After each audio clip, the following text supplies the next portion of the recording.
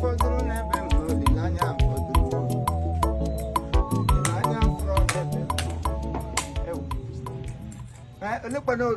Oluwaboy isi m na ọ gaje ọ kpọtara m ndị ekpere ọwụ ga-abịa ime mma ụzọ. Nwa ka esi na ihe ọwụla ru ha na ya n'aka te. Oluwaboy, anything you reach your hand, you go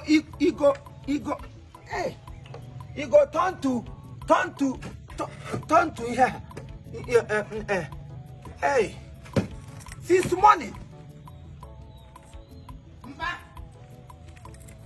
Onye? Apa wala mo come walk to you, come out to you. Where you go since morning? Oh man, ndi Jeso. Abela. Hey, nana. Gafete ole. Onye buturu oche ụzọ. Gafete. Gafete. Luzu. None omum. No tare. Ademma, pan lebe ha. None. Oh, welcome. Oh, nwoke na nwa. Ebe ndị ebe wu anụkwa Igbo. Mba o. Nke a yo English ka ị ga-asụ. Anụkwa Igbo, nwekwa ihe ha ji Igbo eme. Ha da Igbo. English. My pikin, una welcome. We started her boss go to. Male and female, nwoke na nwa. Yeah. Bless you. Bless you. Bless you. No, oh bless you too. Bless you too. No, oh, you're welcome. Where are you from? Your name? My name is the Lord Bishop Brain Talk. Who do who? 2 seconds everywhere, boss. And me myself, I be worried because as Omotomom or more for another warrior. Ayo, man alone. Me answer no. What's all over? Na neighbor sha hanga wall. Mbamba wall from warrior ma baga na no lo. Nke nwoke who do who? So, sir. Your father is suffering from an ancestral programmation that has caused his blindness.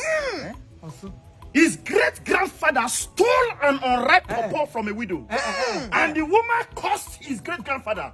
That's the reason why blindness will run in your lineage. You will see me blind. But wait. I'm ancestor. Happen one day, none I na amado take bindo. And then you to happen go wakuba, mabukan ancestor. Oh, what a hanesha who's association. Oh, Apolonia said, Mabuka one decam now. Now, me, I want to make you heal, not be my ancestor. What in concern purple concern my blindness? They say, come and heal a blind man. Give half a blind man. Makunuku papa. And then you can go to papa. Who's going to have a dog? Let me catch it. What my like okay? It was Malachi that had a conjunction with Deuteronomy, and there was a confusion with Genesis and Leviticus. Malachi. Oh, I don't like who did take in the touch. You got it from me here. Your father talks too much. Every spirit of madness out.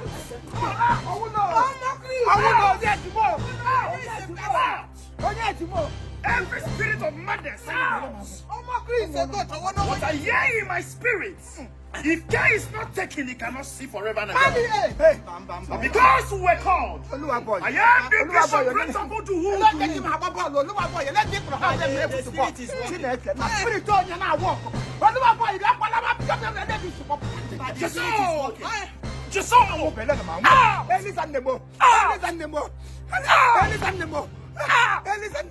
Every spirit of madness.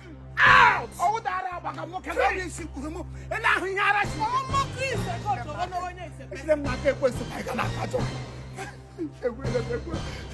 Oluwaboy, you know, Pango. All the spirit. The spirit don't yet. Let me know who come spirit to work.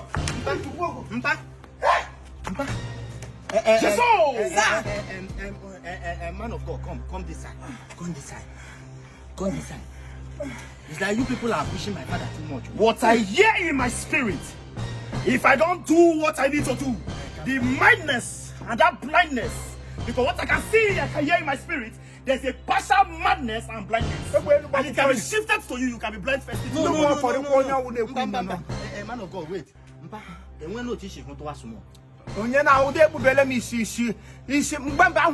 Light of the day. Ubu I to try while nanya. Elonya dro for photo ya huzo. Onye ka ga do ihe adrom ya huzo. Oluwaboy get patram ke ba ko ndara patram. Your father is talking too much. What I hear in my spirit. Out! Elizan nemo. Jeso! Just so. What I hear in my spirit. Out. I walk, Walla. When you now walk, I never imagine to get out of walk.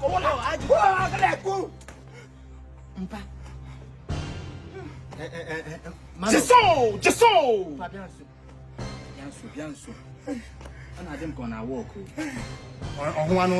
Is he seeing? Can you see my hand?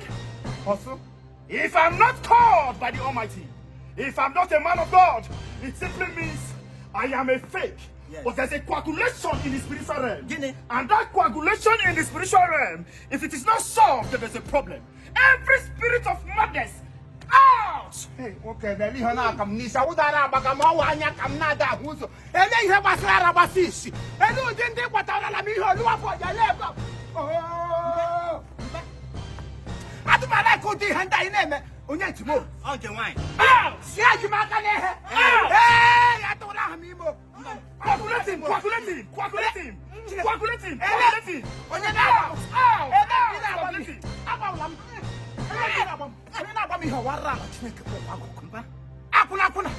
You were high lot to get me here to go for it. Hello, you to make a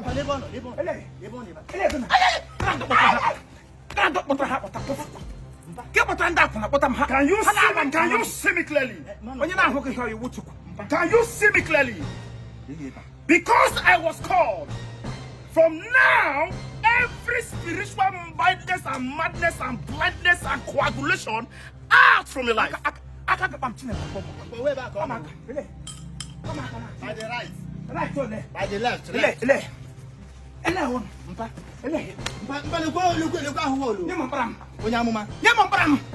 It's like this thing is not working. Just so. Every spirit of blindness out. out. Your father Out cannot of see my anymore. family. Eh? Your father Out. cannot see Out anymore. of my family. Out of my family. Out. Man of God. Just so. Let's go. Let's go. My brother is on violence. Let's go.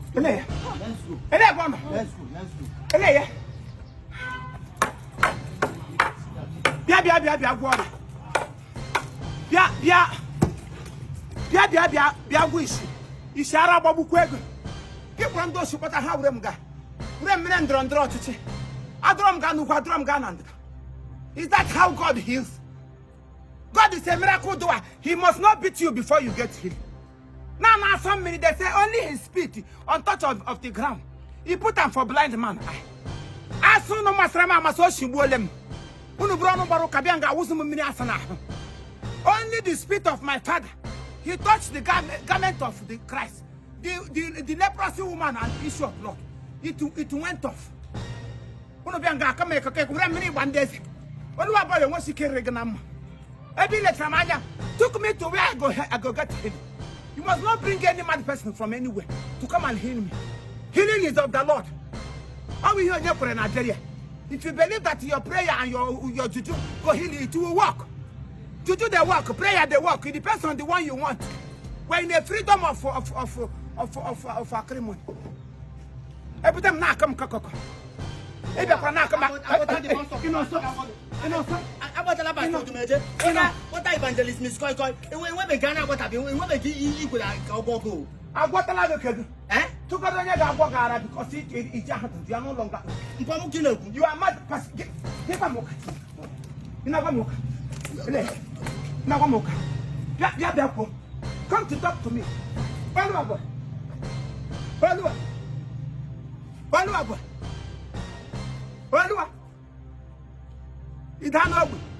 You will remain silent forever.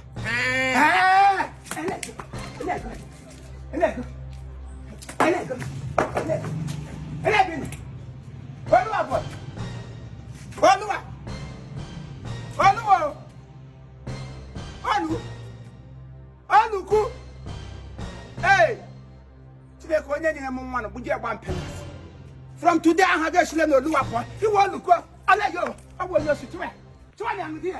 You tell me, I want your shit. Hey, I'm going to tell you, if we're not, she does share the moose. Anyway, don't say that much.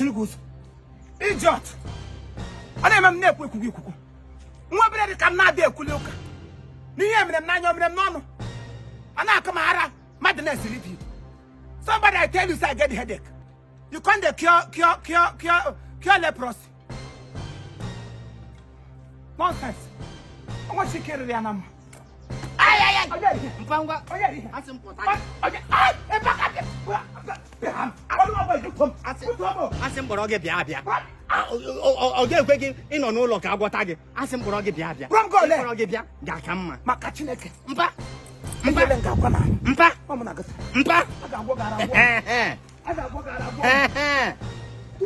Too madness people to go to him. Pinyere ahụrụ. Mika ma mhu sabala maba. Inyere ahụrụ. Se ba mu ba wola nga na. Amuna gatan. O must make it retarded. What if me get them that this year? You want like when bully.